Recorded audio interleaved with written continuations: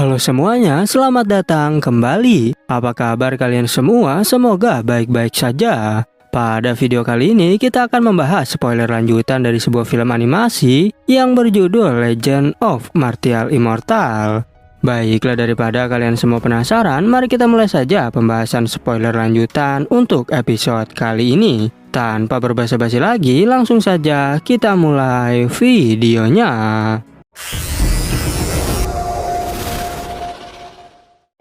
Cerita ini berlanjut, kita diperlihatkan Ye Chen yang diberitahu tentang peta di sekitar sekte Tianzong. Dan jika Ye Chen ingin selamat, maka harus menghindari 100.000 gunung. Dan Ketua Tian juga memberikan rute agar Ye Chen bisa sampai ke sekte Heng Yue. Tak hanya itu, Ketua Tian memberikan Void Extinction kepada Ye Chen, yang dimana Void Extinction itu merupakan teknik rahasia keluarga Tianzong, dan juga sebuah teknik yang digunakan oleh Ling Hao sebelumnya. Ye Chen sangat senang menerima barang itu. Bahkan Ketua Tian juga menyuruh Ye Chen agar menikahi dua cucunya. Tapi Ye Chen tak menjawab dan segera pergi dari sana, sehingga membuat Yun-Er dan Jiang sampai terkejut melihat hal itu.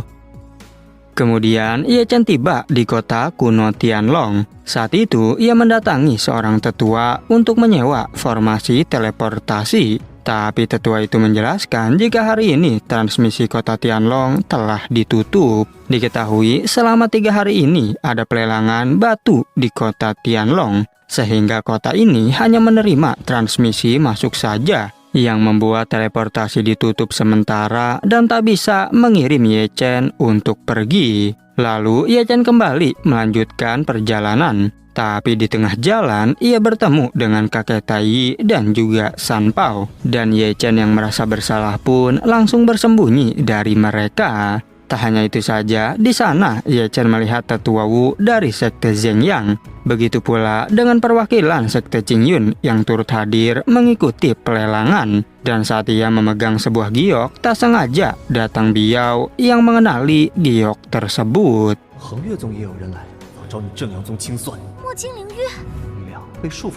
Ye Chen yang merasa khawatir identitasnya akan terbongkar, segera melempar giok itu ke arah penjual. Sedangkan dirinya langsung kabur untuk menghindari Biao. Namun Biao merasa bahwa pria barusan terasa begitu familiar. Dikarenakan sangat penasaran, Biao pun mengikuti Ye Chen dari arah belakang. Karena meskipun ia tahu bahwa Ye Chen sudah mati, tapi orang ini agak mirip dengannya. Sementara Ye Chen terus melanjutkan perjalanan menuju ke penginapan. Sesampainya di sana, Ye Chen menyadari bahwa Void Extinction adalah teknik yang bisa membuat Ling Hao bergerak di angkasa. Ia pun bertanya pada naga Taisu, apakah kau mau mengajariku tentang teknik yang lebih hebat dari ini? Naga Taisu menjelaskan bahwa aku memang memiliki teknik rahasia yang lebih kuat. Namun sekarang tubuhmu masih terlalu lemah, sehingga jika dipaksakan akan hancur berkeping-keping.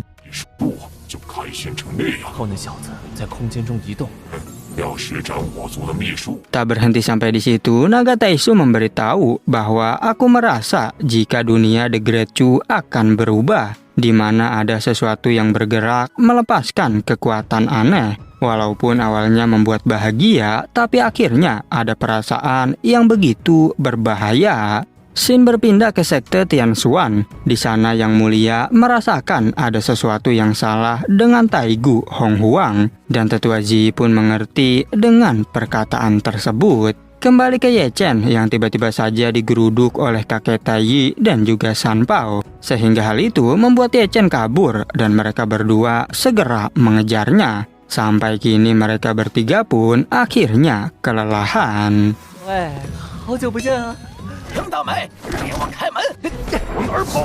Kakek Tai bertanya, kemanakah pohon ginseng yang kau ambil? Ye Chen menjawab bahwa aku telah menyerapnya, sehingga hal itu membuat mereka kesal dan menghajar Ye Chen.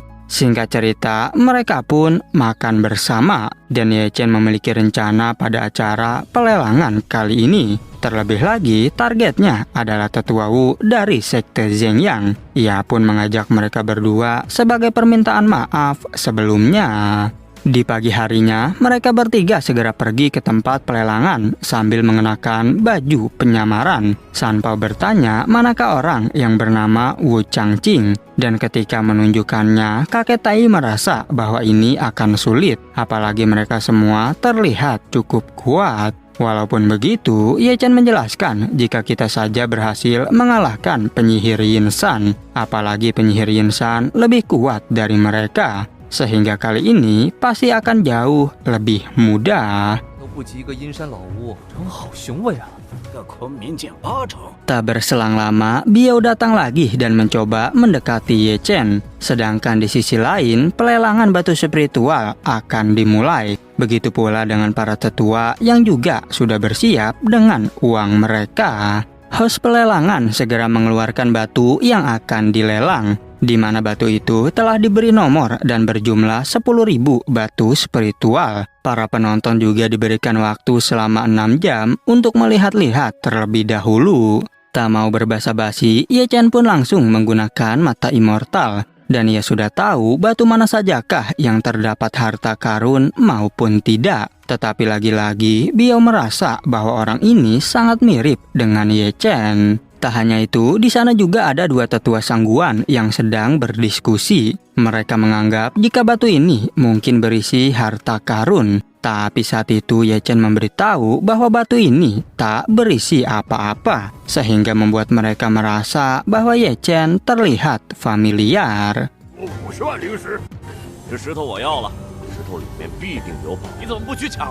Kemudian Ye Chen bertemu dengan seorang pria yang membuatnya merasa terguncang, dan kakek Tai menjelaskan bahwa dia adalah seorang legenda yang bernama Dugu Ao di ranah Heavenly Kuasi, yang merupakan pria kejam karena telah bertarung dengan pendekar pedang lebih dari 700 ronde. Diketahui Raja Pedang adalah seorang kultivator tak tertandingi ribuan tahun yang lalu. Bahkan dalam pertempuran Dongling Guyuan, 9 tetua Istana Darah sampai mundur, sehingga dirinya mulai terkenal sebagai praktisi yang sangat kuat. Sedangkan di sisi lain, Dugu Ao juga telah menyadari bahwa Ye Chen memiliki api sejati dan guntur surgawi, sehingga ia tetap tak akan meremehkan orang seperti Ye Chen. Singkat cerita, tibalah waktunya acara pelelangan akan dimulai, dan batu yang pertama dilelang langsung ditawar oleh banyak orang, sehingga membuat kakek Tai dan Sanpao beranggapan jika batu ini berisi barang berharga. Tapi berbeda dengan Ye Chen, ia mengatakan jika tak ada hal yang bagus di dalam batu tersebut. Dan benar saja, dengan harga yang begitu tinggi, di dalam batu itu hanya ada bunga yang sudah layu, sehingga membuat kakek Tai dan Sanpao bertanya bagaimanakah cara Ye Chen mengetahuinya. Kemudian mereka berdua segera memohon agar Ye Chen kasih tahu rahasianya. Dikarenakan mereka memaksa, Ye Chen pun membisikkan mereka, sedangkan pelelangan akan kembali berlanjut. Saat itu ada tetua Wu yang menawar batu spiritual seharga 800.000, dan Ye Chen pun berniat untuk menaikkan harganya menjadi 2 juta, sehingga terjadilah tawar-menawar harga di antara mereka. Ketika proses tawar-menawar berlangsung, tetua Wu menjadi sangat kesal dengan bocah ini, karena Ye Chen terus saja memprovokasi untuk menaikkan harganya. Bahkan saat harganya sudah melambung tinggi, Ye Chen tiba-tiba menyerah, sehingga batu itu kini menjadi milik tetua Wu.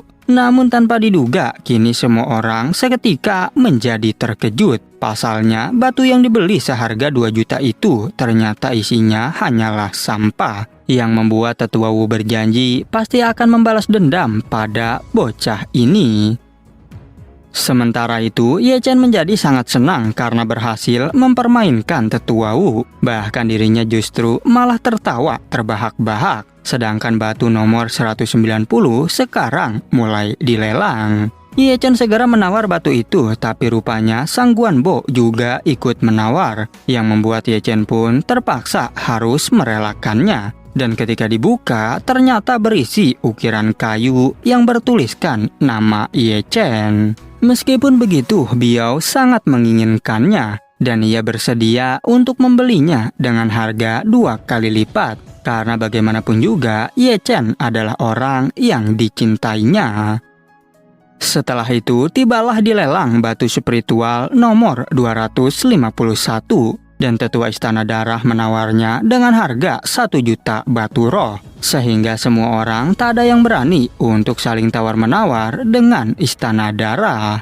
Berbeda dengan Ye Chen yang tak peduli dengan hal itu, ia pun menawar batu tersebut senilai 1.500.000. Sedangkan tetua Istana Darah menawar lagi menjadi 2 juta. Dan saat itu juga tawar-menawar kembali terjadi antara Ye Chen dan tetua itu. Tak berhenti sampai di situ, Ye Chen terus menawarnya sampai harga 3 juta. Yang membuat kakek Taiyi berkata agar Ye Chen berhati-hati. Dan benar saja, Ye Chen langsung diancam oleh tetua tersebut.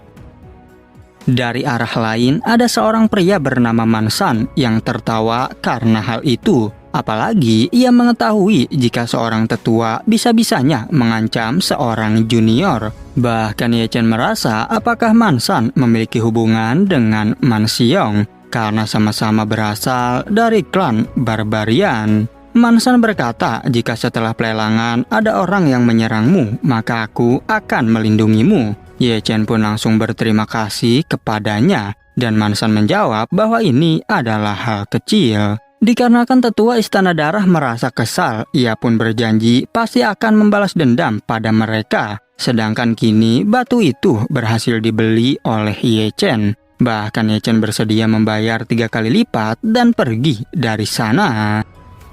Kemudian tibalah saatnya Ye Chen membuka batu itu, dan di dalamnya ternyata ada besi Lowsen, bahkan membuat naga Taisu terkejut mengetahuinya. Ye Chen memberitahu bahwa aku membeli barang ini dengan harga yang mahal, yaitu 9 juta. Tapi menurut naga Taisu itu terlalu murah, karena jika di benua Xuan Huang harga sepotong kecil saja bisa 900 juta.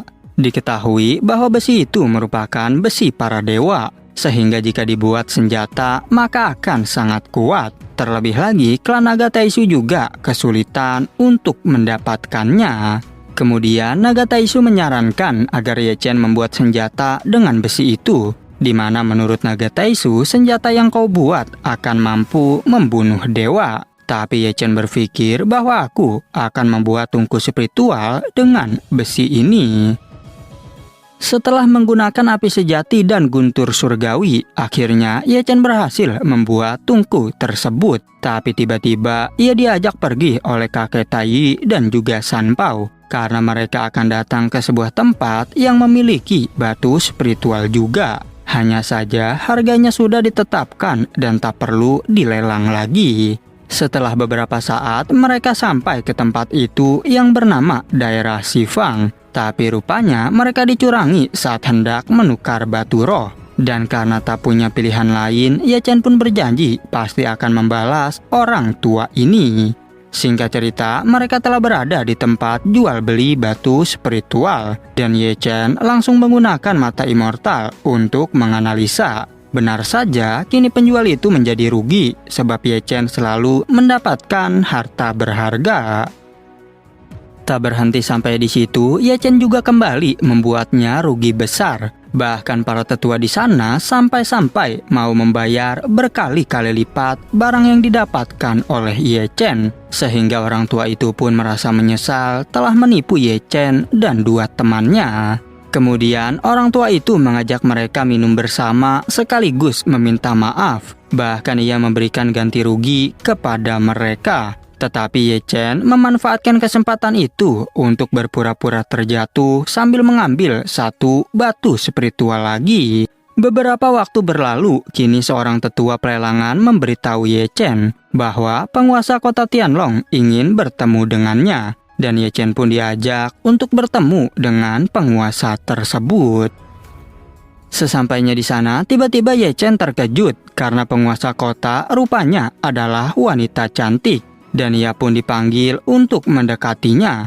Tapi saat hendak berjalan, tiba-tiba ia dijebak oleh rantai yang menenggelamkan tubuhnya. Beruntung Ye Chen bisa terlepas dari jebakan itu. yang ternyata jebakan tadi adalah ilusi yang dibuat oleh penguasa kota. Bahkan penguasa itu terkejut karena Ye Chen adalah orang pertama di tingkat alam spiritual yang bisa melepaskan ilusinya. Diketahui bahwa penguasa kota telah berada di ranah Heavenly Kuasi. Bahkan ia juga sudah tahu bahwa Qin Yu adalah Ye Chen. Meskipun Ye Chen tak tahu apakah yang diinginkan oleh penguasa itu sebenarnya. Dan ternyata selama ini penguasa itu telah mengamati gerak-gerik Ye Chen yang telah untung banyak sebelumnya. Ia juga tahu bahwa Ye Chen mampu melihat ke dalam batu spiritual, sehingga ia ingin meminta bantuan pada Ye Chen untuk melihat sebuah batu misterius. Ye Chen segera diajak masuk ke dalam tempat terlarang kota kuno Tianlong. Di sana terlihat batu yang sangat besar dengan banyak segel di sekelilingnya. Dan Ye Chen disuruh melihat apakah sebenarnya yang ada di dalam batu itu. Awalnya Ye Chen menolak karena ia rasa ini sangat berbahaya. Apalagi penguasa kota saja sampai tak berani membukanya sendiri. Tapi setelah diberikan uang, Ye Chen pun langsung menjalankan tugasnya. Namun ketika Ye Chen melihat ke dalam batu itu, justru matanya langsung terasa sakit. Dan ternyata Ye Chen hanya melihat satu mata di dalam batu spiritual itu. Bahkan ia mengingatkan jika tak dikembalikan ke tempat asalnya, maka makhluk ini mungkin akan menjadi bencana besar bagi wilayah Dacu dan kota kuno Tianlong. Dan pada akhirnya spoiler untuk episode 66 pun bersambung. Oke, cukup sekian, terima kasih untuk video kali ini dan sampai jumpa di video berikutnya.